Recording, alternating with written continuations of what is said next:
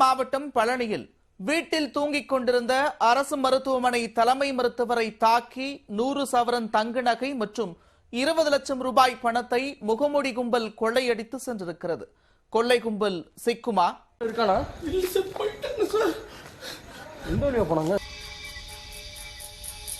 திண்டுக்கல் மாவட்டம் பழனி அரசு மருத்துவமனையின் தலைமை மருத்துவராக பணிபுரிந்து வருபவர் மருத்துவர் உதயகுமார். இவர் பழனி அண்ணா நகரில் தனக்கு சொந்தமான வீட்டில் குடும்பத்துடன் வசித்து வருகிறார். வியாழக்கிழமை அரசு மருத்துவமனையில் பணியை முடித்துவிட்டு உதயகுமார் வீட்டிற்கு சென்றுள்ளார். மருத்துவ மேல் படிப்பு படித்து வரும் இவரது மகள் சென்னையில் தங்கி படித்து வருகிறார். மகளை பார்க்க இவரது மனைவியும் சென்னை சென்றதால் வீட்டில் தனியாக இருந்துள்ளார். இந்நிலையில் அதிகாலை தூங்கிக் கொண்டிருந்தவரை முகமூடி அணிந்து வந்த 3 மர்ம நபர்கள் தட்டி எழுப்பி உள்ளனர். முகமூடி கொள்ளையர்களை பார்த்ததும் மருத்துவர் உதயகுமார் அதிர்ச்சி அடைந்தார். கூச்சலிட முயன்றவரை வாயை பொத்தி கத்தியால் தாக்கி கட்டி போட்டனர். மேலும் வீட்டில் இருந்த நகைகள் மற்றும் பணம் ஆகியவற்றை திருடிச் சென்றனர்.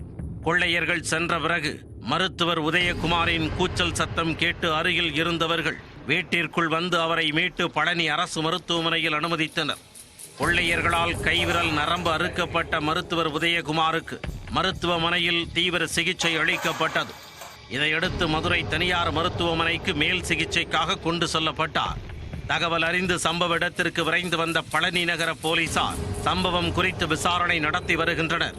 திண்டுக்கல் மாவட்ட காவல்துறை கண்காணிப்பாளர் பாஸ்கரன், டிஐஜி அபினவ் குமார் ஆகியோர் குற்றம் நடைபெற்ற இடத்தில் ஆய்வு மேற்கொண்டனர்.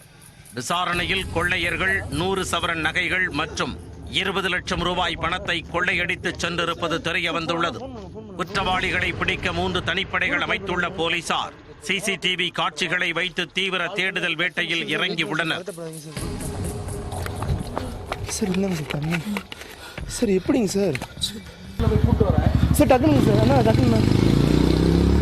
திண்டுக்கல் மாவட்டத்தில் முகமூடி கொள்ளையர்களின் அட்டகாசம் அதிகரித்து வரும் நிலையில் அவர்களை முழுமையாக கட்டுப்படுத்த நடவடிக்கை எடுக்க வேண்டும் என பொதுமக்கள் கோரிக்கை விடுத்துள்ளனர்.